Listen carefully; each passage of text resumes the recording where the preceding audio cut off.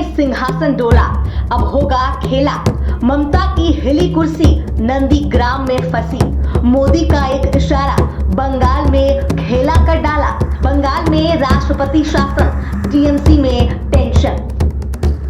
पश्चिम बंगाल में ममता बनर्जी के गुंडों का आतंक चरम पर है। वहां पर खुलेआम हिंदुओं को मारा जाता है, बीजेपी कार्यकर्ताओं को घसीटा जाता है, लेकिन फिर भी ममता बनर्जी के मुंह से एक शब्द नहीं निकलता है।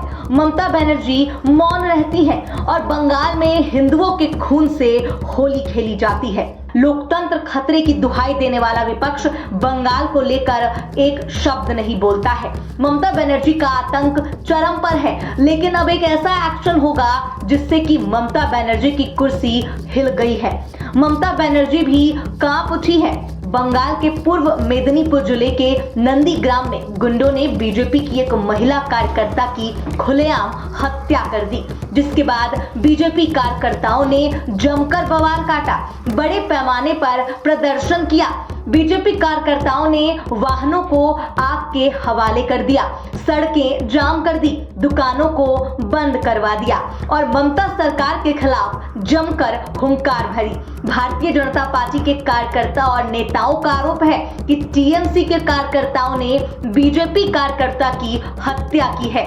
नंदीग्राम सीट पर आज मतदान हो रहा है, जहां से राज्य में विपक्ष के नेता शुभेंदु अधिकारी सांसद रह चुके हैं। मतदान से ठीक पहले हुई हिंसा से सियासत गर्मा गई है। हिंसा के बाद विरोध प्रदर्शनों और तनाव को देखते हुए भारी पुलिस बल की तैनाती की गई है। इधर राज्यपाल ने भी ममता सरकार को लेटर लिखा है। वहीं राज्यपाल के खिलाफ टीएमसी ने चुनाव आयोग में शिकायत की है। बता दें कि बंगाल के राज्यपाल सीवी आनंद बोस ने इस घटना पर मुख्यमंत्री ममता बनर्जी की आलोचना और जमकर फटकार लगाई है। बोस ने ममता को तत्काल कार्रवाई करने और कार्रवाई की रिपोर्ट उन्हें सौंपने का निर्देश दिया है। राज्यपाल ने सीएम को भेजे गए संदेश में कहा है कि वह सुनिश्चित करें कि सभी आवश्यक कार्रवाई आदर्श आचार संहिता के मापदंडों के भीतर हो। राज्यपाल ने लिखा है कि पश्चिम बंगाल में हो रहे खून खराबे को रोका जाए। आचार संहिता को ध्यान में रखते हुए ममता सरकार तुरंत एक्शन ले।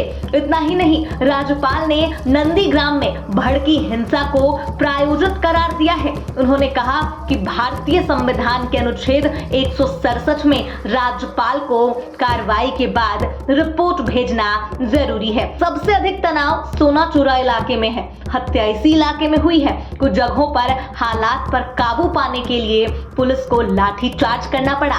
मौके पर रैपिड एक्शन फोर्स के साथ ही बड़ी संख्या में पुलिसकर्मियों को तैनात किया गया है।